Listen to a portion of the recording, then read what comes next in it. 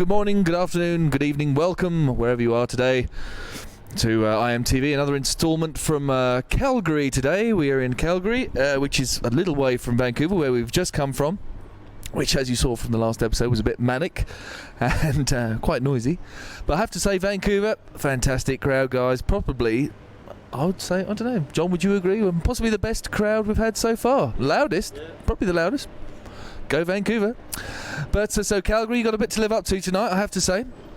And you can see the marvellous cityscape of Calgary there behind me. And also Calgary is home to the Stampede, which is happening in about, I don't know, 3 or 4 weeks' time, something like that.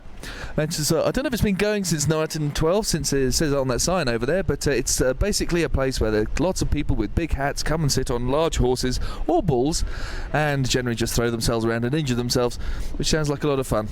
But sadly we won't be here for that, and we won't be seeing any of that today. But what we do hope to see is lots of people going completely nuts down the front row, throwing themselves around in their own kind of Iron Maiden stampede, if they like. So, that's it really, as usual.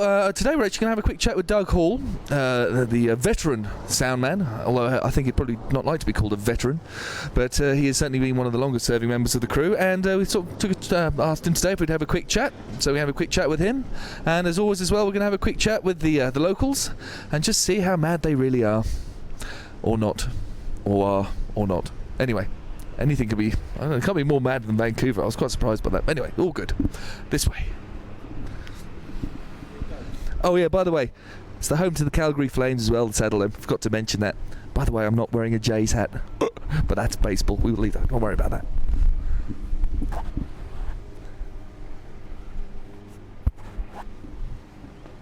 Hope you're enjoying the view. Is the level okay? The level's fine. Are you sure? Can you see it here? All right. Yeah. Good to go. Yeah. Red light on. Yeah. Spielberg. Well, I know. All right, we're going. I can see the red. Get on with it. Directors. He just can't deal with it anyway. Well, welcome one and all once again. And today we're at the Calgary Saddledome, which is so cool because it's shaped like a saddle, isn't it? Really? From the outside, it looks like a big saddle. Yes. From inside, sounds like a big saddle.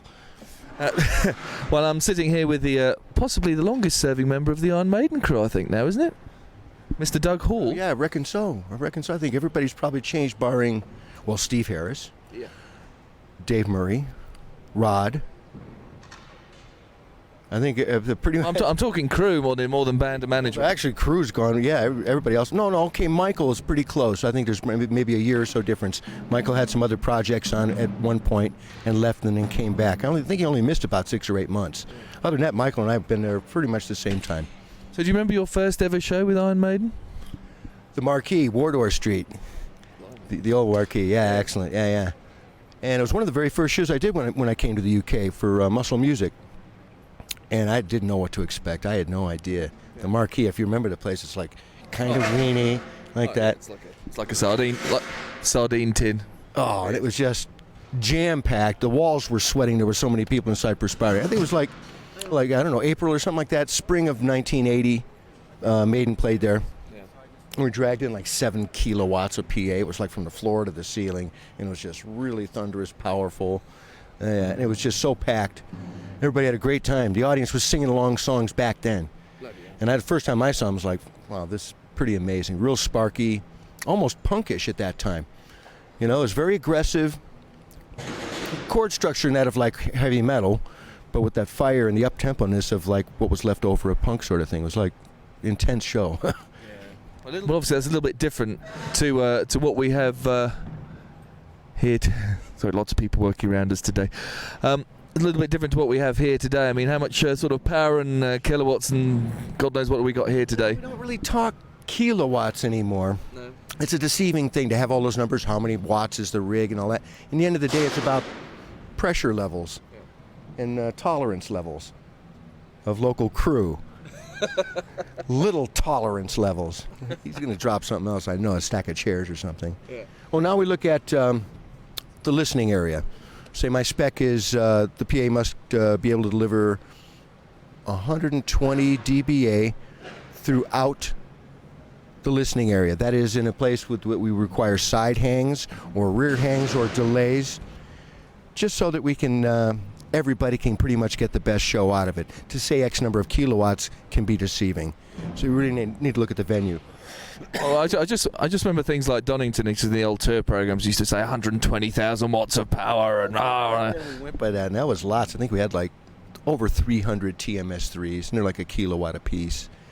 And still actually using these on the side fields. They're still the TMS3s. Yeah? they're survivors. I think they got about 30 out of them left in the warehouse, and they're all working fine. It's just that we've got so many purposes. We use them for support drum fills, for side fills.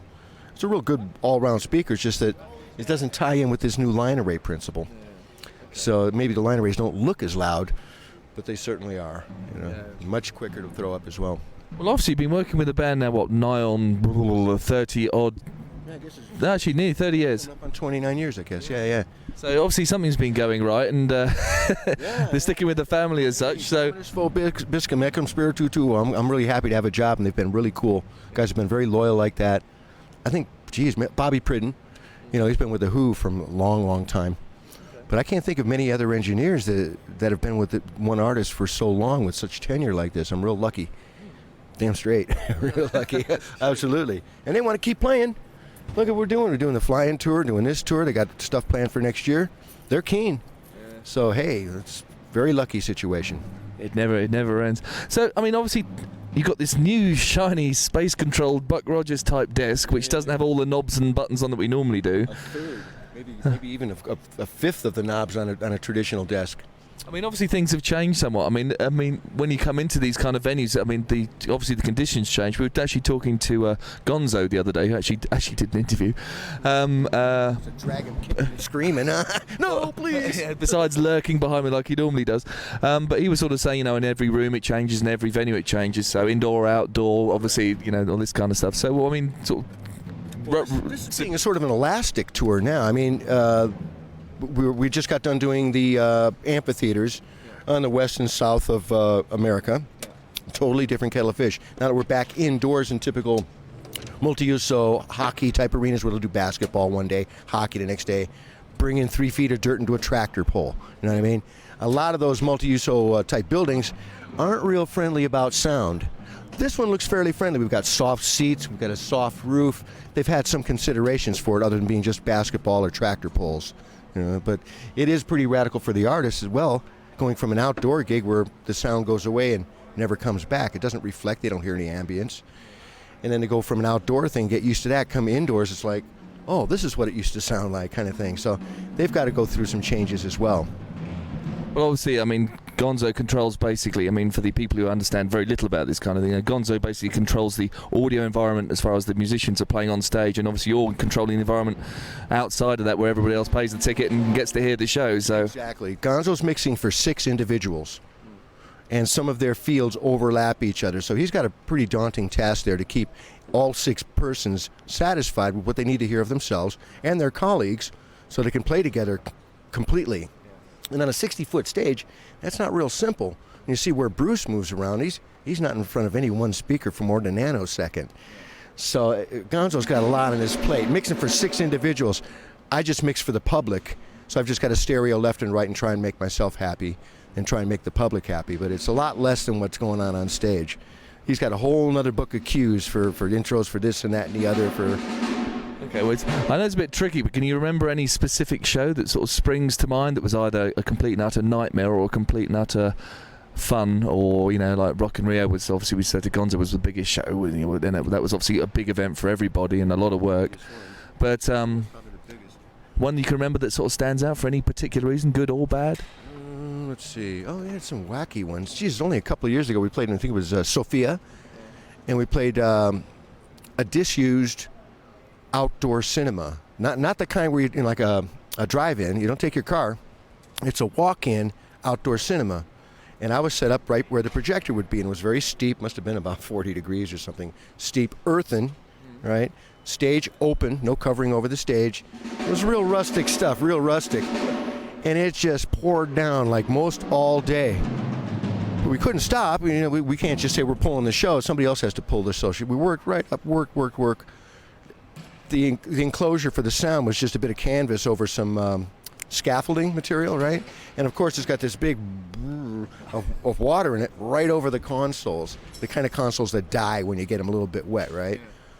That was pretty scary stuff. We're trying to chase the water off with a broom and it's breaking. Ended up getting a bit of garden hose and siphoning it off. And then getting the 450 kilo desk up there through the mud. 6 guys traipsing. Oh. But sure enough, the band shows up on time. We have our quick line check. And it cleared up. Yeah. And I said, well, let's play. Oh, jeez. And sure enough, they played. It was a great show. It was a lovely climate. After the performance, rains again for the loadout. It was fucking diabolical. Yeah.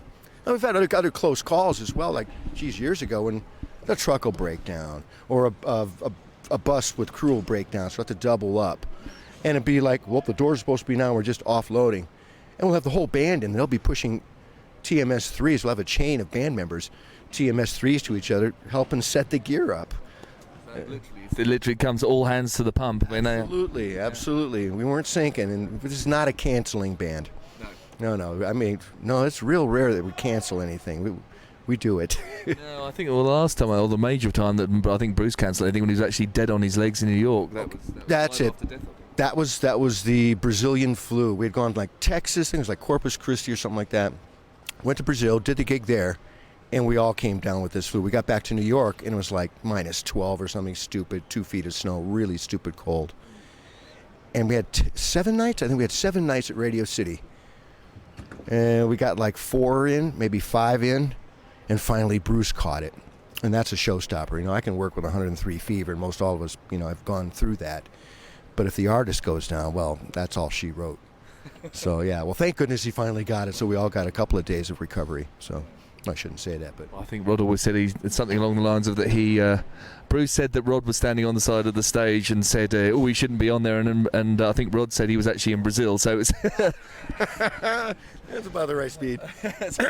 Well, one story meets another story, yeah, anyway. But anyway, well, it's nice to have a chat with you. No, my pleasure. Always is. We just kind of, as I say, we're just kind of like, you know, trying to get everybody to know. I mean, it's not that people, not a lot of the fans obviously know you already. I'm sure people come up to you when you're sitting here and... Yeah, I'm out of pocket all the time, borrowing money here and there, fuckers. No, it's a real pleasure to have people come up and recognize me. Like, come on, I'm just a front guy, you know, and just a sound guy. You see, mate, I had my Live After Death album cover, and I remember the picture you were sitting there in the deck in the office. So I think it was in the office or something like that. And the picture with Dave Lights with the light. I remember all that stuff. Yeah, it's cool stuff. It really is pretty cool. But at the end of the day, it's not like the artist. You know, that's a different thing. I'm really glad to be here. So keep my new desk clean. Yes, exactly. Anyway, thanks a lot, Doug. No, my pleasure. Any other questions you got any time, you know? Just so this isn't going out to the IRS in a place like that, I'm happy to talk. Thanks, dude. Thank you.